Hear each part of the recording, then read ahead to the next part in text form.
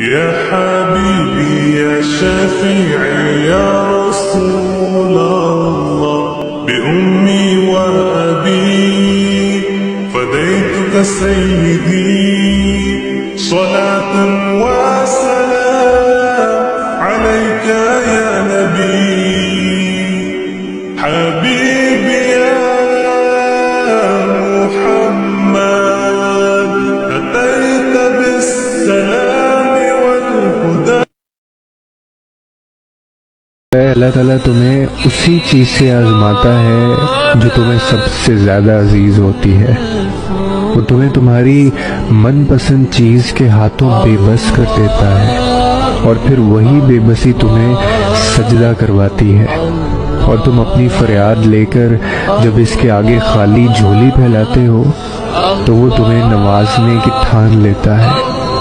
ناممکن اللہ کے لیے کبھی بھی کچھ نہیں ہوتا، وہ ممکن تمہارے لیے بناتا ہے.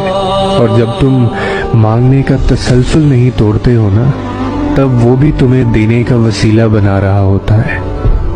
تم اپنی مرضی سے دعا نہیں کرتے ہو، بلکہ اللہ تمہارے دل میں دعا کا خیال ڈالتا ہے، کیونکہ وہ تمہاری چاہت پر بہت پہلے سے راضی ہوتا ہے.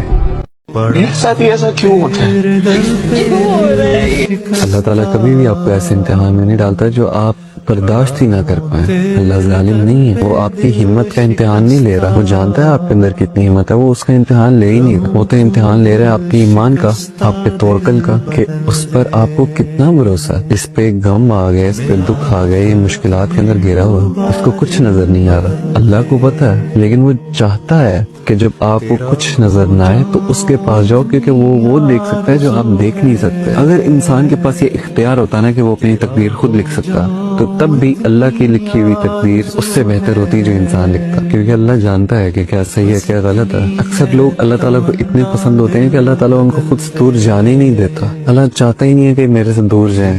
اللہ تعالیٰ کبھی کبھی ان کو بار بار غم دیتا رہتا ہے کہ بار بار میرے پاس ہے، بار بار میرے پاس ہے. اللہ تعالیٰ اس سے ارد گرد کے تمام انسان چھین لیتا کہ اس کے پاس صرف میں ہی ہوں جس سے یہ بات کرتا ہوں، میں ہی ہوں جس کے سامنے یہ روئے، میں ہی ہوں جس کے ساتھ یہ بیٹھ کے باتیں کرے، میں ہی واحد ہونا چاہیے اس کے پاس. اکثر لوگ اللہ تعالیٰ کو اتنے عزیز ہوتے ہیں